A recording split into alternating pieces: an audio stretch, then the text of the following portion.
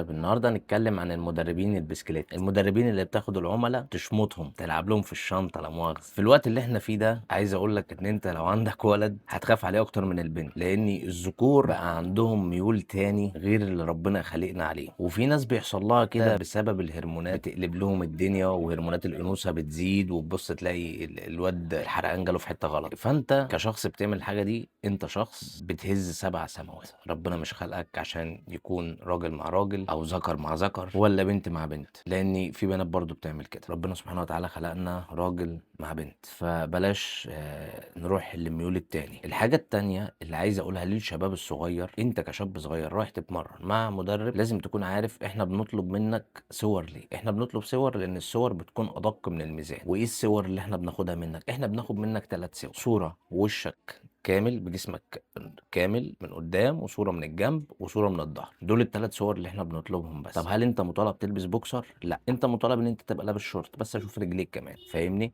طيب انت النهارده بعت لمدرب وقال لك عايز اشوف رجليك فوريني بالبوكسر. لا يا باشا، ارفع الشورت في رجلك الاتنين وتصور وانت رافع الشورت عادي، مفيش مشكله. او حط ايديك على الجزئيه اللي قدام لو انت خلاص يعني هتتصور بالبوكسر. في حاجه تالته، في لعيبه كمال اجسام، ودي حقيقه وابطال وبيطلعوا يركبوا الناس بره. طب ليه؟ ايه اللي يخلي لاعب كمال اجسام يعمل كده؟ زي ما ذكرت لك في اول الفيديو ان في ناس بسبب الهرمونات بيبقى عندهم ميول تاني، عايز راجل مش عايز ست، فاهمني؟ وفي ناس بتروح مش عايزه تاجر سكن، بيلعب بطوله بره فمش عايز ياجر سكن، فيشوف واحد زي ده يشمطه ويبات عنده، يخليه يدفع له ثمن البطوله، يخليه ياكله ويشربه وكل الكلام ده. والله العظيم والله العظيم، وهذا حصل من 7 8 سنين كده. جالي عيل، هو مش عيل، هو واحد تشوفه ذكر بس هو عبله، طول بعرض بقى، وعنده معرض عربيات في دبي وبتاع، وبعت لي واتكلم معايا في الموضوع ده. وتشوف بقى شنبات وواجهه، يعني حاجه يعني اي بنت هتشوفها في الشارع هو ده الذكر، لكن هو عبله دبله. المهم الراجل ده اتكلم معايا وقال لي أنا عايزك تجي لي دبي ومش عارف ايه، ودخل بقى معايا في القصه رسمي على طول. انا عايز 1 2 3 وهشيل مصاريف سفرك وهتاكل وتشرب وهتقيم عندي وهتاخد فلوس وانت نازل واللي انت عايزه وي وي كل الكلام ده. والله العظيم هذا حصل. انا عملت له بلوك. بعديها بفتره بمفيش لقيت بطل كمال اجسام مصري بدون ذكر اسمه منزل صوره معاه مع الراجل ده عند البطل بتاع كمال اجسام اللي انا بتكلم عنده. التاني عملت له بلوك خلاص، لقيت ده منزل صوره معاه، فدخلت. انا ما اعرفش البطل ده، ما اعرفوش معرفه شخصيه، ولكن عارف ده مين وبيلعب بطوله ايه. دخلت كشخص خايف على مجالي: السلام عليكم، ازيك يا كوتش، انا فلان، الراجل اللي انت متصور معاه ده راجل مش كويس، وطلب مني 1 2 3 4 5 6 وبتاع، ويا ريت ما تنزلش معاه صور ولا تعرفه تاني، لان الراجل ده بيسيء لينا كلنا مش بيسيء ليك انت بس. قال لي انت ازاي تقول كده؟ ده راجل محترم، ده راجل نجدني من البطوله، ده راجل مش عارف ايه، ده راجل مش عارف ايه. المهم انا عشان ما يحرقش كتير، عشان الواد لقيته عبيط، انا داخل بنصحه لقيته بيهبل في الكلام، دخلت خدت سكرين شوت وبعته له. بدل ما يمسح الصوره ولا يبعد عن الراجل ده، لا،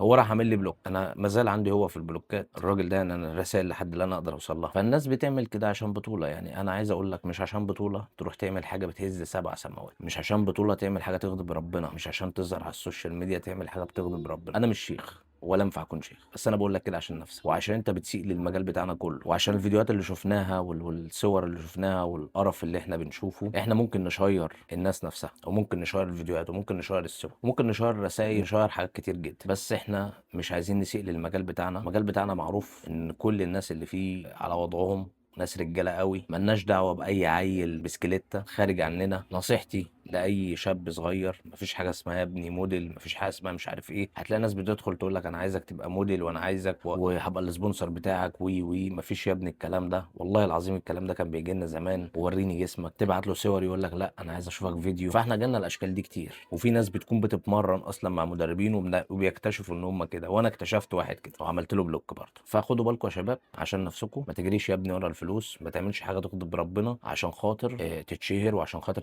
تتشاف على السوشيال ميديا. فيديو واحد لما ينزل لك هيزعلك زعله وحشه قوي، وهيبقى شكلك وحش قوي، والناس مش هتحب انها تعرفك وكل الكلام ده. يعني تخيل انت هتخسر ربنا سبحانه وتعالى، تخيل ان انت حتى الناس مش هتكون حباك، تخيل حتى لو طلعت حبيت تقول للناس ان انت خلاص بعدت عن الكلام ده، محدش هيكون قابلك برضه. ففكر 100,000 مره قبل ما تعمل اي حاجه غلط مقابل حاجه انت عايز توصل لها. وخليني اقول لك على حاجه بمناسبه موضوع البطولات ده. والله يا ابني البطولات دي معظمها جينات. يعني أنا الحمد لله، الحمد لله نعمة من عند ربنا سبحانه وتعالى إن ربنا كارمني بجينات كويسة، وأول بطولة شاركت فيها حققت مركز أول، ولكن ما كمّلتش في المجال ده عشان موضوع العورة وكل الكلام ده. هل هالعب بطولات تاني، هل الكلام ده الله أعلم، بس أنا يعني بعدت عن المجال ده والحمد لله. أنا يعني الواحد بيصلّي والحمد لله إيه، بعيد عن أي حاجة شمال، أي حاجة شمال الحمد لله الواحد بعيد عنها. فكنا بننصحك يا ابن الناس، بننصحك عشان نَفْسك، فكلنا بنعمل حاجات غلط، بس غلط عن غلط يفرق، ده غلط كبير جدًا وغلط من الكبائر. ابعد يا ابن الناس عن الكلام ده. ولأي مدرب لو فضلت متمادى في الموضوع ده صدّقني هننزّل لك صور وهننزّل لك فيديوهات، وفي ناس